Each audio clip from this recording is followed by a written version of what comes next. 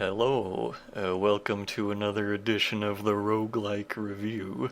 Let me first preface this video by saying that although I have the same Roguelike 101 thumbnail on this video, Rogue Legacy should not be referred to as a roguelike. If you'd like to know why, I would refer you to my first two videos in this series. And now that I've alienated lots of potential viewers, I can talk about the game itself. Rogue Legacy is probably the most detached roguelike imitator that I have played. I have theories about some others that are floating around Steam, but having not played them, I can't speak for them. To the credit of the developers, the word roguelike never seems to be used in any of their promotional material, and in fact they were probably the first ones I saw to heavily use the word roguelite with a T, but that hasn't stopped roguelike with a K from being the #1 most popular tag for the game on Steam. Meanwhile, the tag Metroidvania sits all the way down at number 7 on the list as of this review's writing. Having played the game and seen how much it has in common with the roguelike genre versus how much it has in common with the Metroidvania genre, I can only express my confusion at this disparity. I have to question why they made any sort of attempt to link Rogue Legacy to the roguelike genre. Why put rogue in the title like that? Why insist on the term roguelite as your genre? I don't believe I ever stressed this point thoroughly in my first roguelike videos, but the two most commonly perceived staples of the genre, random environment generation and permadeath, are by no means critical to the genre.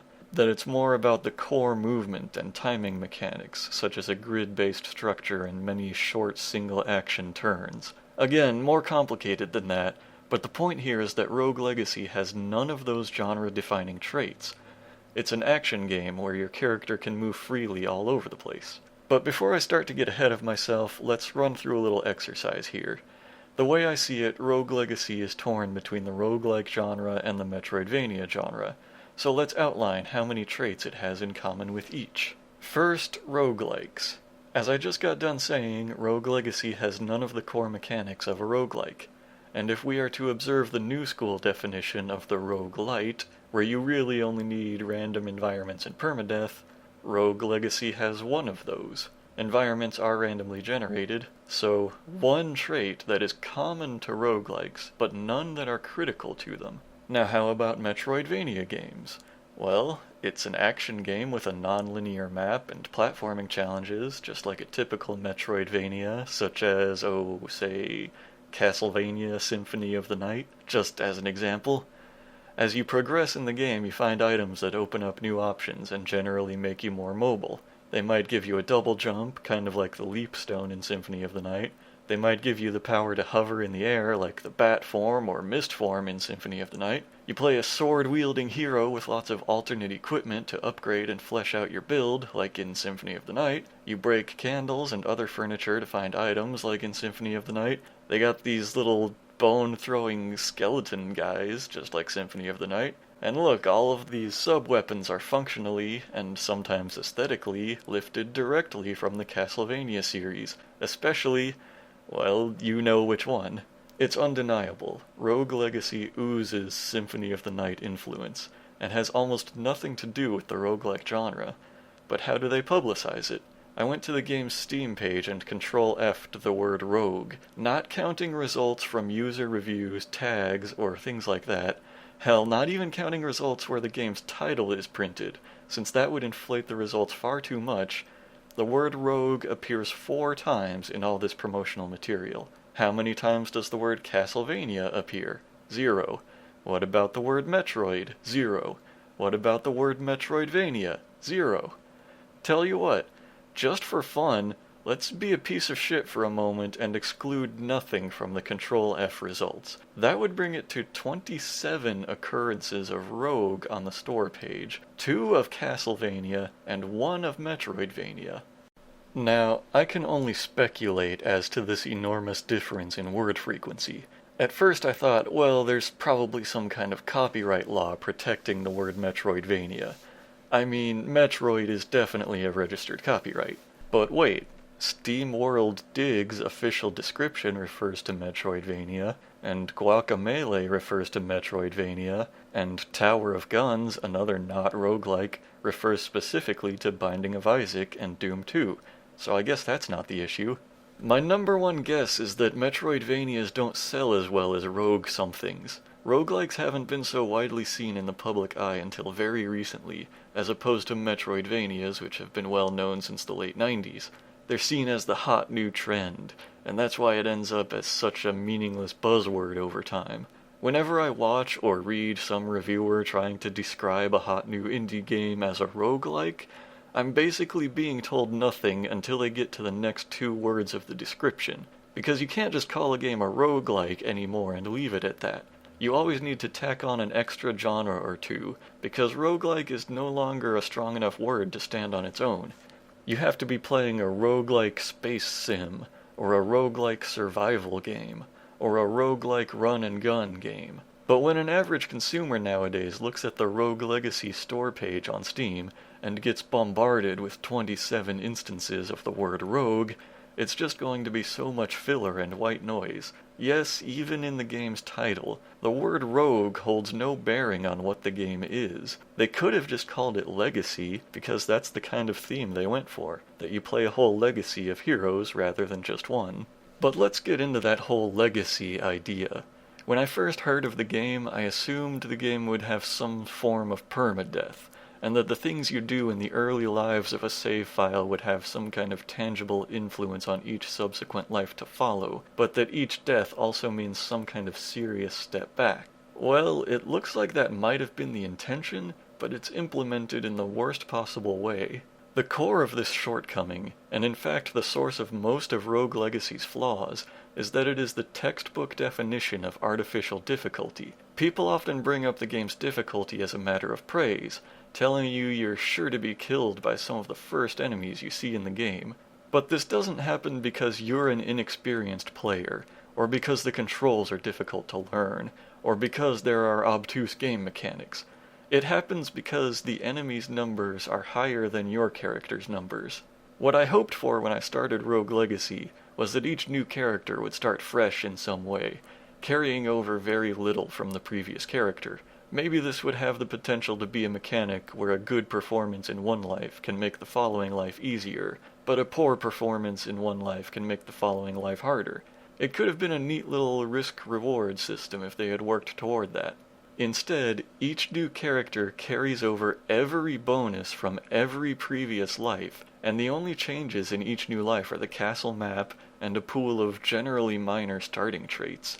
Basically, there is no punishment for death. It would be more accurate to say that you are rewarded for each death, because death means an opportunity to spend your gold on even more upgrades, and another opportunity to receive a more favorable build. This is no different from the thousands of upgrade-a-thon flash games crowding sites like Newgrounds and Congregate, and even being parodied multiple times. The goal of Rogue Legacy is, upgrade your numbers until those numbers are higher than the enemy's numbers. Keep upgrading your health, your attack power, and all those other traits, and you cannot possibly lose.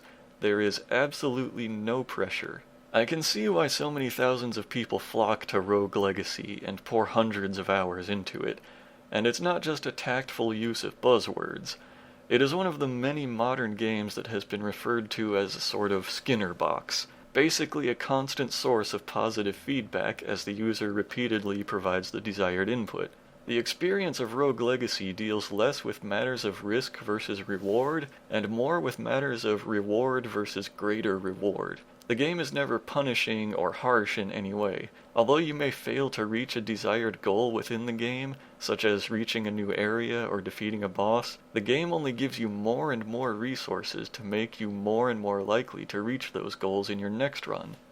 I know it's a pretty uncommon opinion to be at all negative about Rogue Legacy, and trust me, it's not just a matter of the misappropriation of roguelike terminology. To me, the kind of you can't lose philosophy does not make for a very stimulating game. Sure, you might die repeatedly in Rogue Legacy, but all those deaths just whittle away at the game, making it easier and easier until the game is practically handing you victory on a silver platter. Now, I don't think a can't lose setup automatically makes a game bad. Rogue Legacy is still a decent game, The art design is pretty good, the controls are intuitive and smooth, enemy attack patterns work pretty well to make damage avoidance challenging but not impossible. I like the random secrets and challenges you can find. The pool of random traits on the character select screen is interesting and sometimes amusing, but I think that in an upgrade 'em up kind of game like this, you need some kind of flair or gimmick to make the experience stimulating in some other way. I can learn the enemy's attack patterns and do my damnedest to avoid every single point of damage, but I don't feel much incentive to do so when I don't stand to lose anything in death. The rune chests and other challenges can be fun, but again, it's not really critical to complete any of them when you can just upgrade your character until he's an unstoppable tank. Rogue Legacy is what I would describe as an addictive game. Regardless of how much fun it is, the mechanics work very well to produce an addictive experience, due to the constant loop of positive feedback to the player. Running through the castle and collecting lots of gold is a positive experience, because when you die, you get to spend all that gold on upgrades and items. And spending all that gold is a positive experience, because then you get to run through the castle and see how much stronger you are. Each time you become more and more confident that you will reach greater lengths than the last time, and even death doesn't feel like a setback most of the time.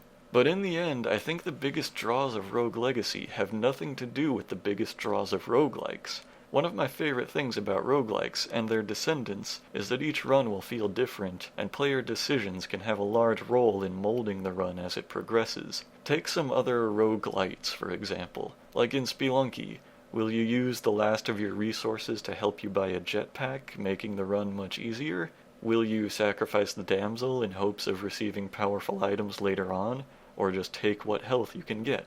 In The Binding of Isaac, will you rush through the beginning of the game to gamble on the boss rush, or milk each floor for every resource? Different playstyles can bring the game to very different endings. The randomly generated environments of Rogue Legacy don't make it feel more like a roguelike to me, and that is the only element it sports that is debatably similar to roguelikes. I said in a previous video that I would argue that random environments are not a critical aspect of the roguelike genre. And I think this is demonstrated in what separates Rogue Legacy from its other roguelite cousins. With Spelunky, it doesn't matter so much that the levels have a random layout, as it matters that random amounts of enemies and treasure spawn in different places, and you have random opportunities to visit shops or make sacrifices at the altar, or take alternate routes. The Binding of Isaac's level design is more similar to Rogue Legacy's, where the game just draws on a large pool of preset rooms to attach to one another, and each room type has little to no variation on how many enemies or other hazards will appear in it.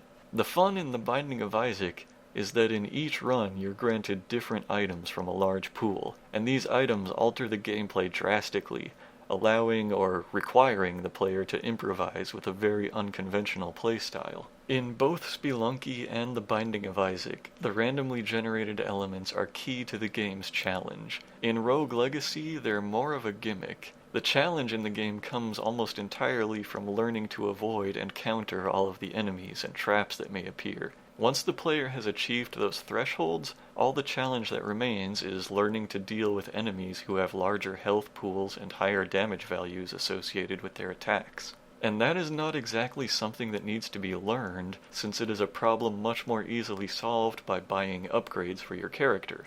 In this way, the upgrade system is a sort of crutch, allowing the player to circumvent the learning curve that would come with fighting unreasonably overpowered enemies. You can learn to avoid 99% of all damage from all enemies, and defeat the final boss in a single run, but there's no need to bother when the game grows continuously easier as you buy upgrades.